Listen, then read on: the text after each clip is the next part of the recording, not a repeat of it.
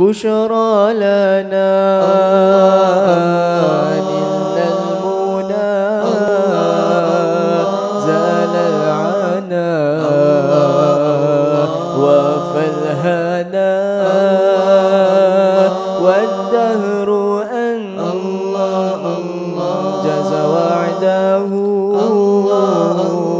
والبشر أوهام علينا اللهم صل على سيدنا محمد. Bismillahirrahmanirrahim. Assalamualaikum warahmatullahi wabarakatuh. Alhamdulillah wassalatu wassalamu ala Rasulillah wa ala alihi wa sahbihi ajma'in. Apa khabar para penonton yang dirahmati Allah sekalian? Semoga semua berada dalam keadaan sihat-sihat walafiat, dirahmati dan dikasihi Allah Subhanahu wa taala. Alhamdulillah bertemu kita pada malam ini seperti yang telah kita nyatakan, insya-Allah kita akan berkongsi pada malam Rabiul Awal ini mengenai perkara-perkara yang berkaitan dengan Nabi Muhammad sallallahu alaihi wasallam. Moga kita dapat mencontohi baginda sallallahu alaihi wasallam, moga juga kita dapat menanamkan rasa kasih kita kepada baginda sallallahu alaihi wasallam, dan semoga Allah Subhanahu wa taala merahmati kita dengan nikmat iman dan takwa serta mengikut sunnah baginda sallallahu alaihi wasallam. Alhamdulillah, para penonton yang dikasihi Allah sekalian, sekiranya video ini mempunyai manfaat bagi kita, jangan lupa like dan juga share video ini agar dapat tersebarlah kebaikan kepada semua, insya-Allah.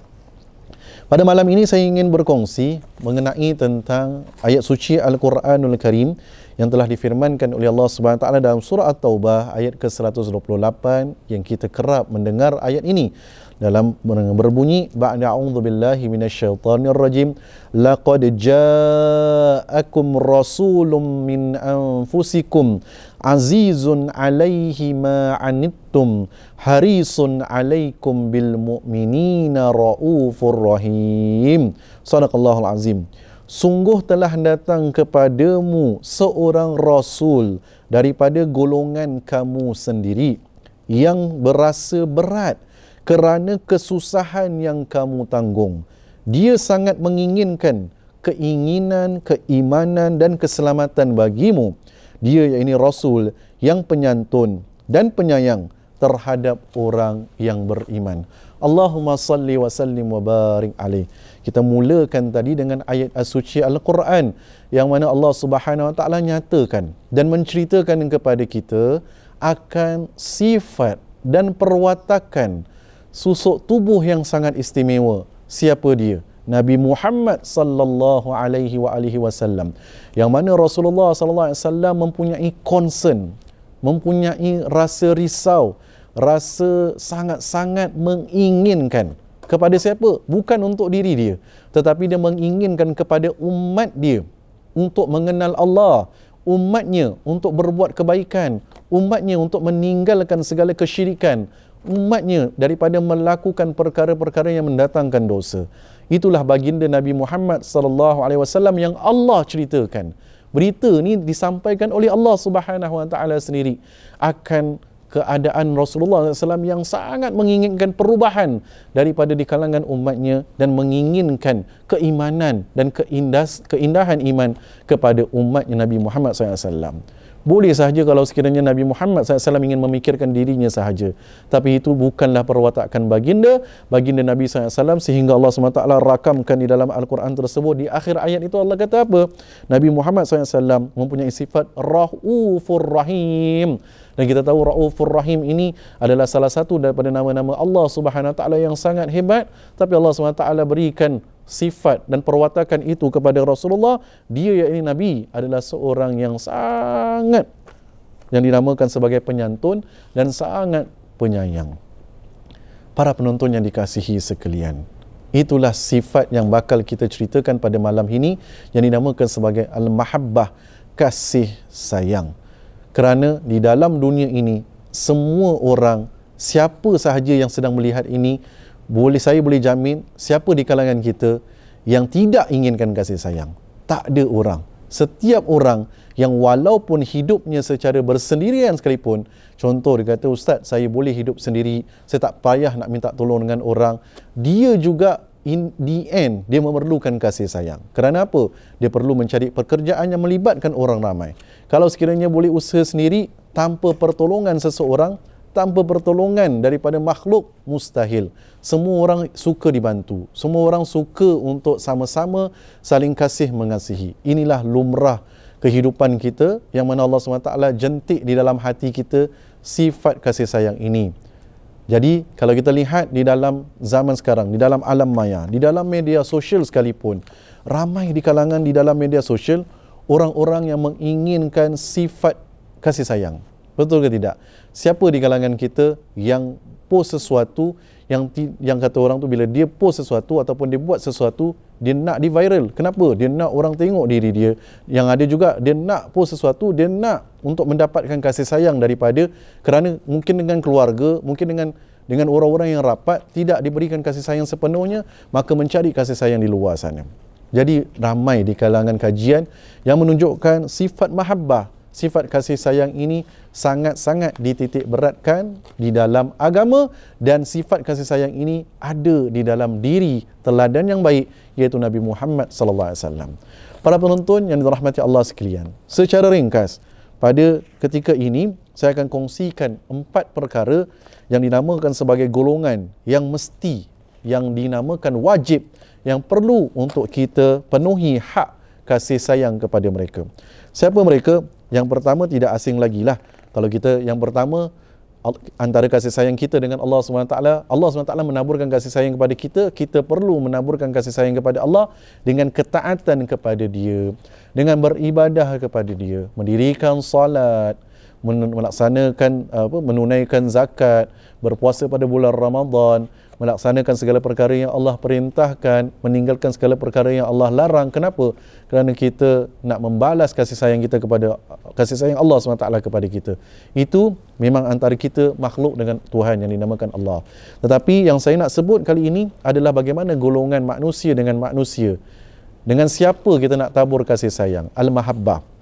Maka yang pertama, selain daripada yang telah saya katakan kategori antara manusia dengan Allah, adalah antara kita dengan Rasulullah SAW, Nabi Muhammad SAW. Jadi setiap hari buat secara ringkas. Nak buat apa, Ustaz? Macam mana kita nak taburkan kasih sayang sedangkan kita tidak dapat melihat baginda SAW, sedangkan Nabi tidak ada susuk tubuh di depan kita? Allahumma salli wa sallim wa barik alaih. Dengan kita melaksanakan perkara yang ditinggalkan. Contoh sunnah-sunnah baginda Nabi SAW. Bila kita buat, kita ingat ini Rasulullah tinggalkan kepada kita, perkara ini Rasulullah ajarkan kepada kita. Walaupun dengan mengukir senyuman kepada kenalan, kepada teman-teman, kepada ahli keluarga, itu pun Rasulullah SAW didik kepada kita. Jangan, hendaklah kamu melakukan kebaikan walaupun dengan memandang ke arah saudaramu dengan wajah yang senyum ataupun wajah yang menggembirakan. So bila kita buat sesuatu perkara, ini adalah akhlak Rasulullah, maka aku nak contohi, itu antara yang telah kita taburkan kasih sayang kepada baginda Nabi Muhammad SAW. Antara lain yang paling simple, berselawat kepada Nabi Muhammad SAW dengan berselawat, Allahumma salli ala sayyidina Muhammad wa ala ali sayyidina Muhammad. Bacalah selawat tersebut, kerana selawat itu kita mendapat pahala, kita mendapat ganjaran. Malahan mudah-mudahan di akhirat nanti Allah SWT menyayangi kita, Rasul juga menyayangi kita, menjadikan kita, mengaku kita umatnya, mendapat syafa'atul uzmah baginda SAW. Ini yang pertama. Kemudian yang kedua adalah kasih sayang kita bersama dengan keluarga kita. Dinamakan sebagai keluarga, di sini secara spesifik boleh kita katakan ibu dengan ayah kita. Bagi yang mereka belum mendirikan rumah tangga, ibu dengan ayah adalah yang pertama. Bagi mereka yang telah mendirikan rumah tangga, bagi seorang suami, jangan lupa, ibu dengan ayah masih lagi yang pertama untuk kita lakukan. Nabi SAW berpesan kepada kita, sebaik-baik amalan ialah pada solat pada awal waktu dan juga berbuat kebaikan kepada ibu dan ayah. Itulah sebaik-baik amalan yang boleh kita lakukan. Buat kebaikan kepada ibu dengan ayah ada dua. Satu, kebaikan yang kita lakukan dari sudut dalaman. Maksud dari sudut dalaman adalah menjaga hati mereka. Berhati-hati dengan lisan kita, berhati-hati dengan mesej kita kepada ibu dengan ayah. Berhati-hati sehingga kan tidak mahu mengguriskan hati mereka. Kalau terguris hati mereka, cepat-cepat bermohon ampun dan maaf kepada mereka. Sebab kita nak mendapatkan kebaikan, kita nak mendapatkan keredahan. Ridha Allahu fawqa ridahu walidain. Ridha Allah di atas ridha kedua ibu dengan ayah kita. Maka lakukanlah kebaikan. Ini dinamakan sebagai menjaga hati mereka, menjaga kata-kata kita adalah dari sudut dalaman. Dari sudut luaran pula boleh kita katakan yang dinamakan sebagai menjalankan tanggungjawab kita. Sekurang-kurangnya menziarahi mereka, sekurang-kurangnya bertanya kabar dengan mereka, sekurang-kurangnya kita memberikan nafkah asas kepada mereka, memberikan makanan, pastikan tempat tinggal ada, pastikan sakit pening mereka terjaga dan yang sewaktu dengannya. Ini adalah antara perkara yang tanda kasih sayang kita kepada mereka. Bayangkan, ibu dengan ayah telah membesarkan kita berbelasan tahun, berpuluhan tahun, tidak pernah menjemu, tidak pernah buang kita, tidak pernah rasa kecewa dengan apa yang kita lakukan dan menabur kasih sayang sepenuhnya, menatang kita bagai minyak yang penuh. Tapi bila sampai untuk masa kita membalas jasa-jasa mereka, sampai masa untuk mereka pula menginginkan kasih sayang daripada kita, kita pula tidak menjalankan. Bagaimana perasaan mereka? Alangkah sedihnya mereka. Jadi, untuk mengikut sunnah Rasulullah SAW, antaranya adalah berkasih kepada ibu dengan ayah. Yang ketiga, berkasih kepada isteri dan anak-anak. Bagi suami, berkasih kepada isteri dan anak-anak. Bagi isteri, berkasih kepada suami dan juga anak-anak. Allah SWT berfirman di dalam Al-Quran surah Ar-Rum ayat ke-21, di dalam maksudnya, antara tanda yang membuktikan kekuasaannya adalah dia menciptakan untuk kamu isteri-isteri daripada jenis kamu sendiri, supaya kamu bersenang hati dan hidup mesra dengan mereka, dan dijadikannya antara kamu suami isteri perasaan kasih sayang dan belas kasihan. Jadi dinamakan sebagai Allah menjadikan manusia, menjadikan pasangan, menjadikan zuriat, tidaklah dinamakan keluarga tanpa sulaman kasih sayang. Dalam tempoh pandemik ini, kita sedang sibuk untuk mencari nafkah, kita sedang sibuk untuk melaksanakan tanggungjawab kita. Ambil kesempatan sekiranya kita dapat bekerja di rumah, sekiranya anak-anak dapat sekolah di rumah, ambil kesempatan untuk kita memperhatikan mereka, untuk kita mencurahkan kasih sayang kepada mereka, dan begitu juga dengan pasangan kita. Jangan lupa, kerana kasih sayang ini akan mendatangkan ketenangan kepada rumah tangga, kepada keluarga yang bahagia. Okey? Kemudian yang terakhir adalah berkasih sayang sesama manusia. Nabi SAW bersabda, tidak sempurna iman seseorang antara kalian sehinggalah dia menyayangi saudaranya seperti mana dia mencintai dirinya sendiri. Jadi ambil berat dengan orang-orang yang di luar daripada kawasan kita. Contoh di luar daripada keluarga, jiran kita, bagaimana keadaan jiran mereka, bagaimana hidup mereka, bagaimana keadaan ekonomi mereka, bagaimana keadaan mereka boleh dah makan ataupun belum makan dan yang sewaktu dengannya. Dengan kita menghulurkan bantuan atau sekurang-kurangnya menyalurkan mereka di tempat yang betul. Tanya keadaan mereka, tanya keadaan mental mereka, tanya keadaan emosi mereka. Bertanya kabarlah dengan sekeliling manusia. Dan di sini Rasulullah SAW tidak meletakkan secara khusus untuk kaum muslimin sahaja. Maknanya berbuat baik dengan seluruh manusia, muslimin, muslimat, ataupun dinamakan yang telah beriman ataupun yang tidak beriman kepada Allah SWT.